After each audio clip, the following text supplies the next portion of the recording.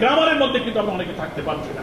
আমরা যদি এই জায়গাটা একটু রিপেয়ার করতে পারি, আমরা সবাই যদি আবার একটু রিয়েলাইজ করতে পারি, সাংবাদিক ইউনিয়নের আয়োজন যদি আমাদের মধ্যে নতুন করে চেতনা উদয় করতে পারে, তাহলে আমাদের এত শহীদের, এত রক্তদান, এত ত্যাগ, এত কান্না, আজকে যে সাংবাদিকদের অবদানের কথা বলতে গেলে বর্ষিয়ান সাংবাদিক নেতা আমাদের আবুল আসাদ, আমাদের সাংবাদিক মাহমুদুর রহমান, রুহুল আমিন গাজী, একের পর এক যারা কষ্ট পেয়েছেন, জীবন দিয়েছেন, কারাবরণ করেছেন, গুলির মুখে বুক পেতে দিয়েছেন, তাদের ঐতিহাসিক অবদানের কথা স্মরণ করতে হবে।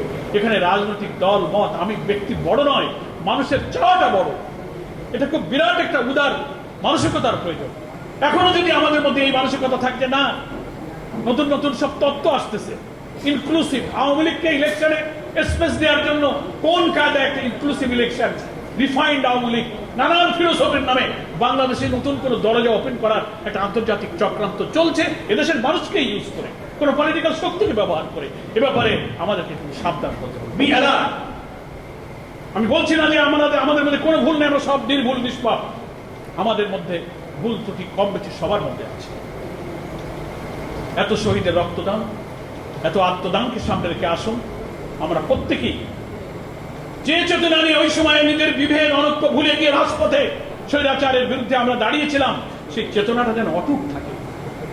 শুধু আওয়ামী লীগ সামনে নেই বলে এখন আমরা ঝগড়ায় লেগে যাব, তাহলে আবার কিন্তু এই রাষ্ট্র কাঠামোর ভিতর দিয়ে আবার অনেক ফ্যাসিবাদের জন্ম হবে।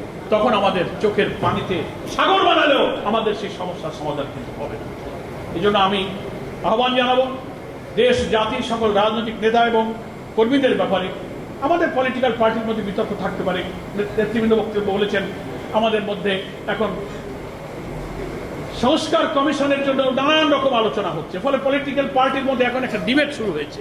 আমাদের আর্টিকেল 70 নিয়ে কথা, ন্যাশনাল কনস্টিটিউশনাল কাউন্সিল নিয়ে কথা, পিআর নিয়ে কথা, স্থানীয় জাতীয় সরকার আগে না পরে সেটা নিয়ে কথা। তার অর্থ এই না যে একটা দল যখন কোনো কথা বলবে না ওনারা নির্বাচন চান না, নির্বাচন পিছাই যেতে চান, এর ব্যাখ্যা এইভাবে করা যাবে না।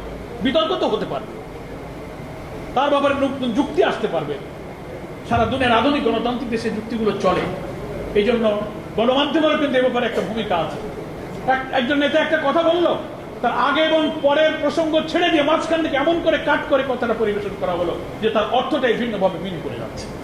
পাবলিক ভুল করছে, এটা নিয়ে চেক করে দেখা যাচ্ছে না, তার অডিও চেক করেন, তার ভিডিও চেক করেন, তিনিও কথা বলেন, কিন্তু এমন ভাবে জুড়ে দেন, কারণ নাম নিচ্ছেন না, কথা বলছেন না, কিন্তু এমন ভাবে গণমাধ্যমেরও কিছু কিছু, আমি সব বলবো না, ভূমিকা রাখার ব্যাপারে আমি মনে করি দেশ জাতি গঠনে গণমাধ্যমের ভূমিকা যেমন আছে।